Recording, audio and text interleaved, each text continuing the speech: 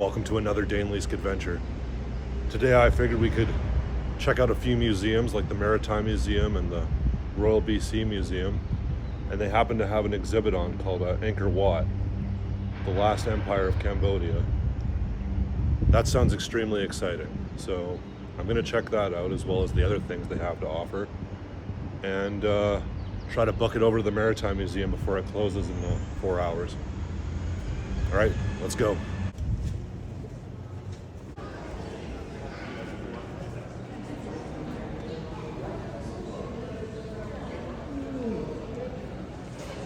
Hey, I was hoping to see the exhibits and Angkor Wat. Okay. Roger Dodger. Thank you, sir. All right, up we go. To the second floor. I suppose we will start with Angkor Wat.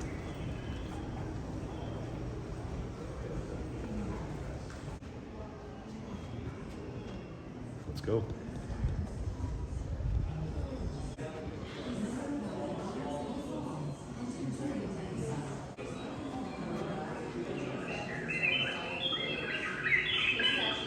The temple's inspired awe.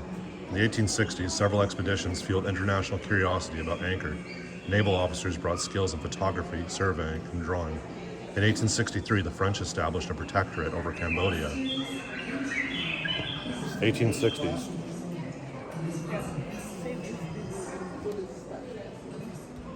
So it seems like Angkor Wat was a big city in the jungles of Cambodia, but at one point during the Khmer regime, it died out, and the people just disappeared. Was Angkor discovered? Every story changes when we change the storyteller. People lived near Angkor for millennia before French explorers arrived in the late 19th century. Europeans published stories of the magnificent temples they'd found in dense forests. But those temples had never been lost. The local Khmer people had always known about them. So, Angkor wasn't really written into history books until the French showed up, but it was always known by the people. So official research began in the early 20th century. In 1908, the French set up a research institution in Cambodia. Scientists studied Angkor by examining artifacts. They looked beyond the forested ruins to explore Khmer history. So from what I've read, the French showed up. They hired some Khmer people as guides, and they were able to go in and check out all the artifacts. And by check them out, I mean take them and put them in a museum, which now we have. So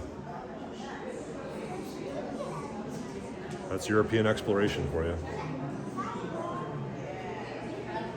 Main religions were Hinduism and Buddhism. They came from India.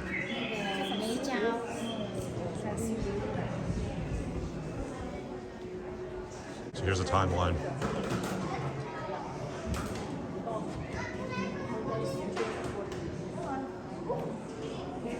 So kings. Angkor Wat was built somewhere between 1113 and 1150. You want to try it in French?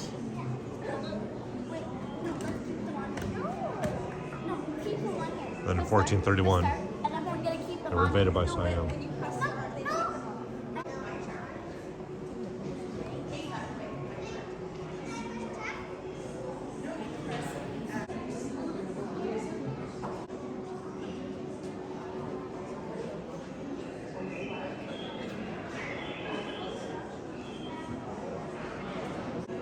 So it seems like a lot of what they believed in was reincarnation, well, resurrection. So you have destruction, rebirth, and wisdom.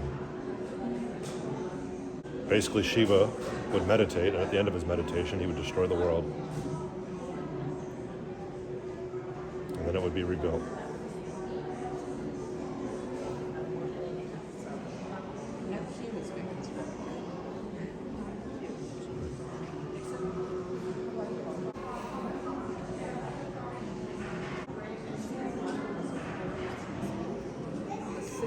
Then it seems with airplanes, everything got a lot easier to find. So you can select different areas to understand what they're about.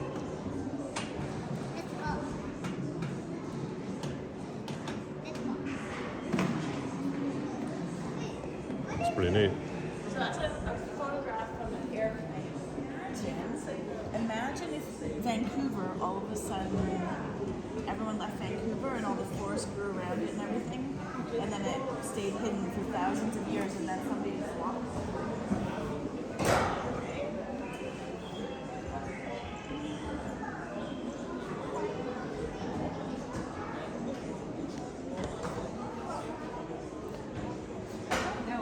Well, it seems like they had some sort of road work. Archaeologists have spent about 150 years making, surveying, and mapping the region. We now appreciate the immense scale and reach out to the Khmer Empire. Extensive highway networks wound through forested mountains to link much of the mainland Southeast Asia. Wow.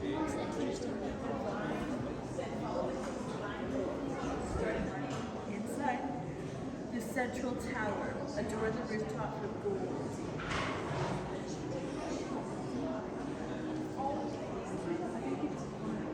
Because look at this.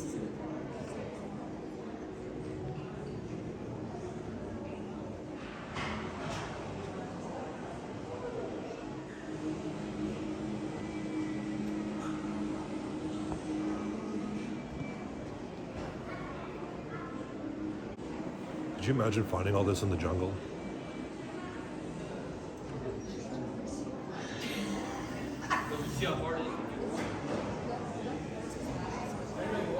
He's nuts.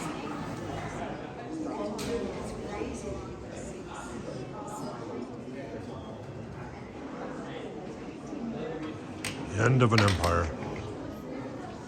From grandeur to decline. The Khmer Empire peaked during the 12th and 13th centuries. Then its capital fell in hard times.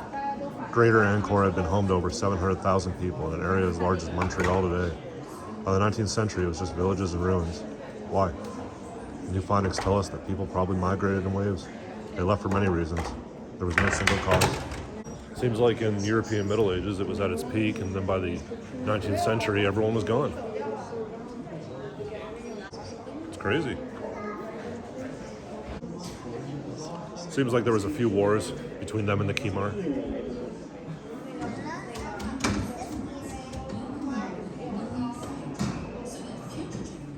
Now we're going to learn about natural history.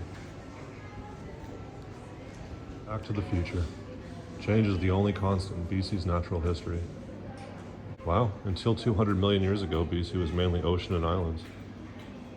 Then through plate tectonics, we have what we have today.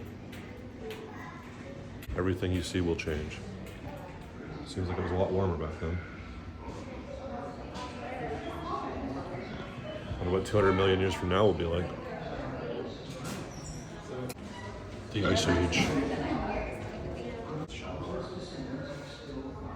So it seems like a lot of, well, pretty much all of life forms are human life. Crossed from Eurasia to North America through a land bridge, because during the Ice Age, the oceans were a lot shallower, especially here, and it was allowing people to leave. So if we look at this map here, so that's what it's like pretty much today. And that's what it was like back then. A lot more land. People could cross. And then the oceans rose and they were stuck. That's what we think happened. The Ice Age both became extinct soon after the retreat of the ice. The American lion and the Yukon wild ass are both extinct. The caribou has survived to the present time. The helmeted muskox no longer exists, but its close relative, the modern muskox, still roams the frozen wastes of the high Arctic. And man, who hunted all of these animals, survives to dominate the continent. So it seems like out of all the people or creatures that were able to cross the land bridge, only 3 survived. It was humans, muskox, and caribou. Mammoths came close, but they didn't make it. World sea levels drop during the last ice age, and the wide grassy plain joined Alaska to Siberia. Balance of power. The land, water, and air that coat our planet's surface continue. Seems like all life is affected by climate. Oceans, lakes, and streams. So as the climate changes, so does life. Humans are releasing solar energy stored below us before it can return to space, shifting the global energy outline. British Columbia will change as climate changes. They're predicting temperature here will rise 5 to 8 degrees by 2080. So I'll be an old man, but yeah. As the heat rises, maybe the forest will die. We don't know. Possibly.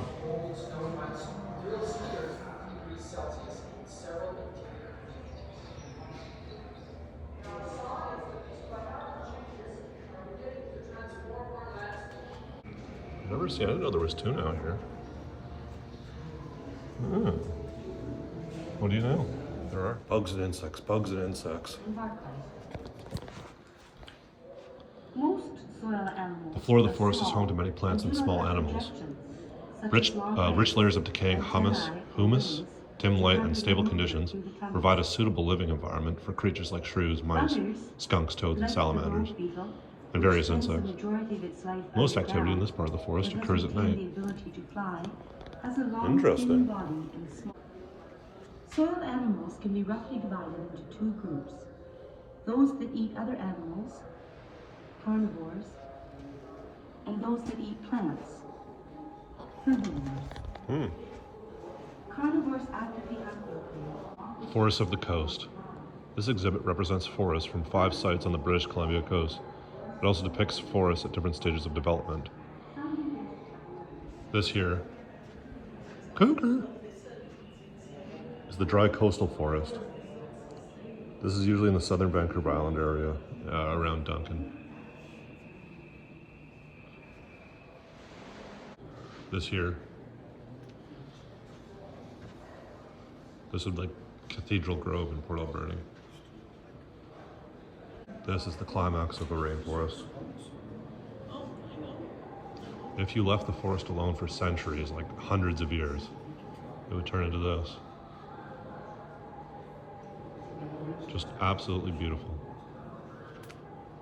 This is if you ever go to like French Beach, China Beach, you'll notice all these trees near the coast. They're called Sitka spruces, and they're very strong. They can withstand the weather and the spray from the ocean to protect the smaller stuff behind them.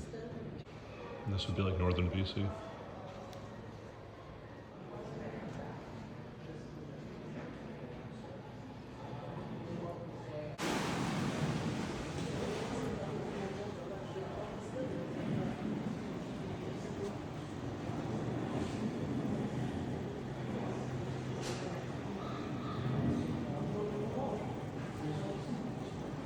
Wow.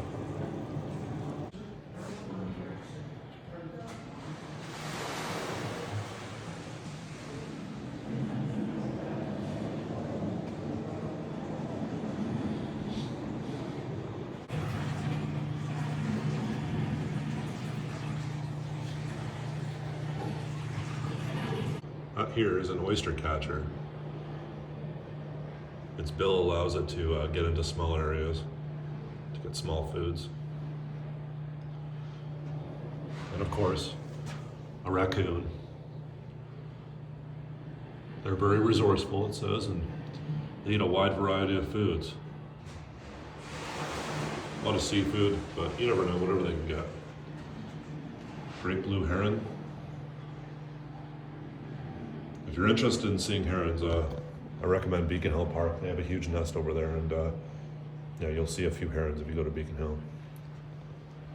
Ooh, little mink and a sea otter, very pretty. So this would be a representation of the West Coast, like Tofino, Long Beach. A lot of sand, a lot of rocks, open ocean, sea lions. You don't see them very often, but when you do, it's pretty amazing. And here's something really cool. This is a representation of Triangle Island. And the cool thing about Triangle Island is it escaped the glaciation from all the glaciers back in the Ice Age. So it's a representation of what the BC used to look like before the glaciers came by. And there's yeah, pretty much it's the only one left. It's at the very top of Vancouver Island, and the only way to get there is by boat, maybe plane. But very hard to get to, but I'd like to go there one day. It'd be absolutely stunning. So at the mouth of the Fraser River, massive amounts of fresh water mixed with the marine waters of the Strait of Georgia. The brackish, which is partly salty water that swirls in the estuary, ensures a steady supply of nutrients to the plants that grow there, from the tiny phytoplankton to tall marsh plants. And these plants feed huge numbers of birds and marine animals. So that's the Fraser Delta. And here are the birds.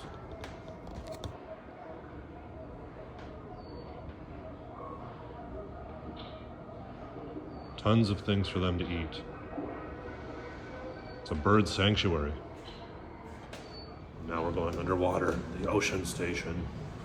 Whoa.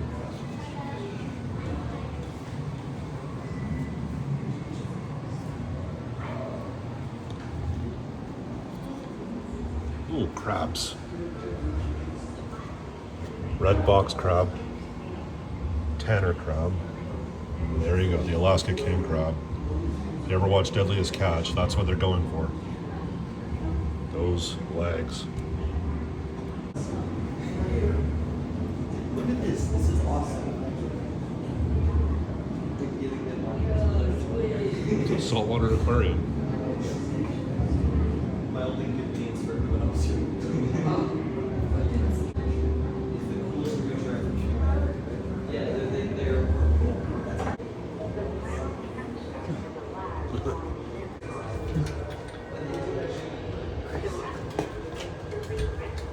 Young snail fish. I used to do this for a living. There's a submarine window.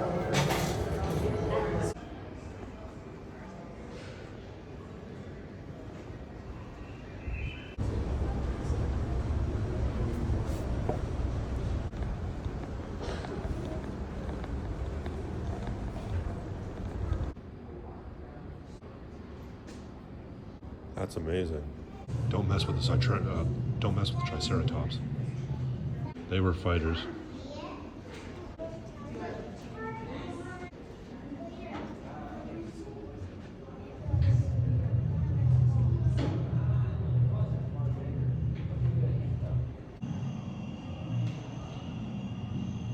So this dinosaur lived 166 million years ago. 166 million years ago. Somewhere in there. It's crazy to think that millions of years ago all this stuff was happening. We've only been civilized maybe, what, 5,000 years? Nothing. That's nothing compared to history of the world. Well, that's it for the Royal BC Museum. Let's go check out the Maritime Museum while we have time. All right, here we go. The Maritime Museum of British Columbia. Let's check it out. If you tap, it should work. There we go. Yep. Okay. All right, we're here.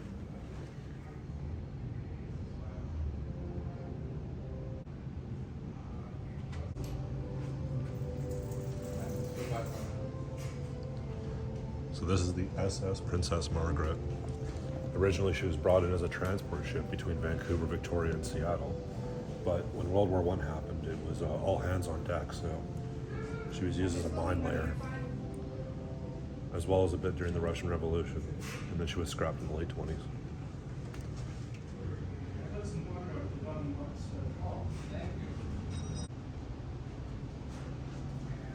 Here it is, the Titanic. Titanic was considered unsinkable when completed in April 1912.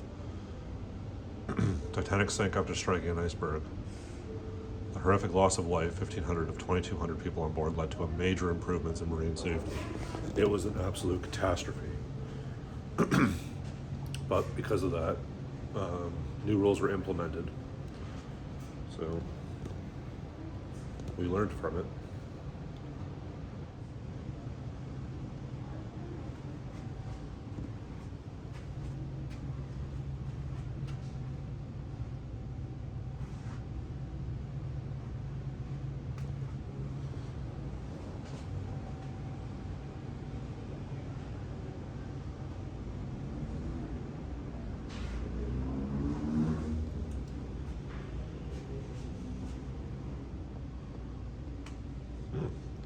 first Japanese naval ship to visit Esquimalt, BC in 1880. Interesting.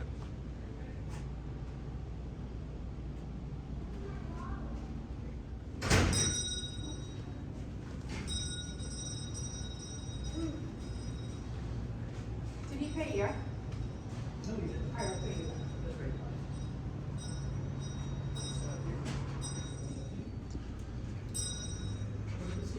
Ooh, a hand liner. The simplest form of commercial fishing was done from a hand liner, also called a hand trawler or a double ender. These little sail and oar boats were operated by a single person who would fish by a line held by hand. Ooh. Imagine going out in the ocean in this thing. Be sketchy.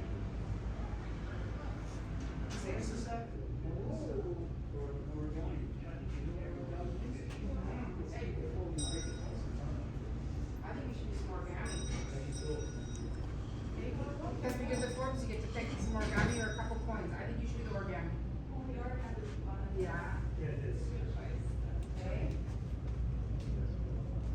Take what everyone see there, they look fine. That's great. Those are coins. That's okay. The coins go in that one. That's not, thank you. Let's go, girls. Have a great one. Huh.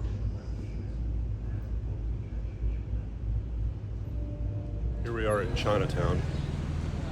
There's one more museum I want to show you guys today, and it's a new one. It's the Chinese History Museum, Fantan Alley. Oh, I'm sorry, it's called the Chinese Canadian Museum. It's this way.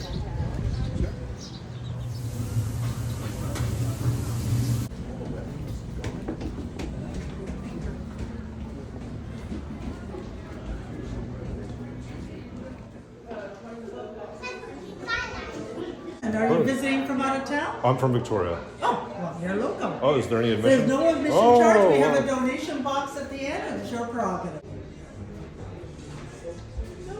Let's see what there is. Welcome. Thank you. So Victoria is home of Canada's oldest Chinatown, this one. Dating from 1858, Chinatown, Victoria's Chinatown is the oldest in Canada. It remains the most complete 19th century Chinatown in North America. Wow. So it was the Fraser River Gold Rush that brought in a lot of people. That's what really ramped things up. Also, it seems that Chinese citizens were employed by the CPR, the Canadian Pacific Railway, from 1880 to 1885 to build the railroad. 17,000 laborers, the largest segment of the total workforce. So they pretty much built the railroad themselves. A lot of the reasons they left was in search of a prosperous life. A lot of them came from Guangdong. Unfortunately, like everything in history, they faced a lot of political discrimination. A lot of it was because Chinese citizens would work for a lot cheaper than Canadian citizens. And it was putting a lot of Canadian citizens out of work. So I guess enough people complained and they implemented rules, and welcome to racism. A lot of cool objects though.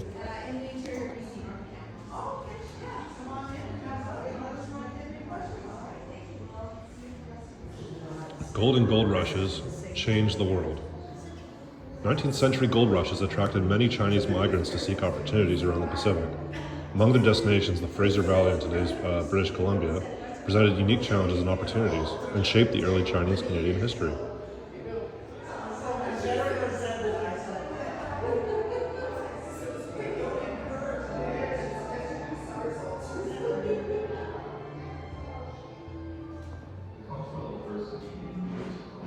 Some history on Chinese businesses in Victoria. So Don Me, Li Gan opened a feed store called Don Me on Government Street in 1922. In 1924 he branched out with a street-level butcher store, 538 Fisgard. In 1940 he expanded the business by creating an upstairs dining room. Began to sell cutwood at the Government Street location, and in the 1950s started raising pigs in Langford on his farm on Parkdale Drive to supply the butcher shop. In the 1960s he consolidated operations of the restaurant, only and closed the farm, feed store, wood business, and butcher shop. So Today, Don Mi Seafood Restaurant in the same upstairs location. It's the longest surviving Chinese restaurant in Victoria. Wow. Loy Sing has been open as a butcher shop since 1889. It is the oldest continuously operating Chinese business in North America. Wow. So the gold rush brought in a lot of Chinese immigrants as well. Fortune seekers. So Dr. Victoria Chung was the first person of Asian ancestry admitted to a Canadian medical school. Wow. 1922. She did not practice in Canada, but she did practice in China. And then there was Anna Fong Dickman, first Chinese Canadian registered nurse in BC. And she was still rejected from 4 hospitals because she was Chinese. But one of them hired her. It was the King's Daughters Hospital in Duncan. So she got something.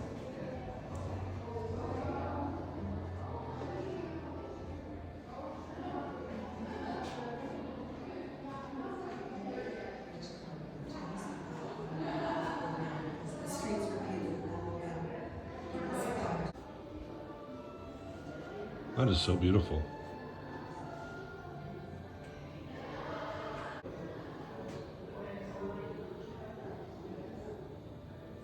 Here it is.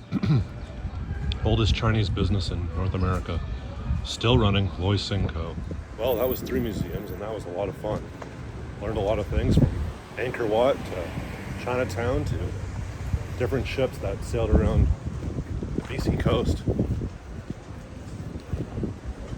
Well, until next time.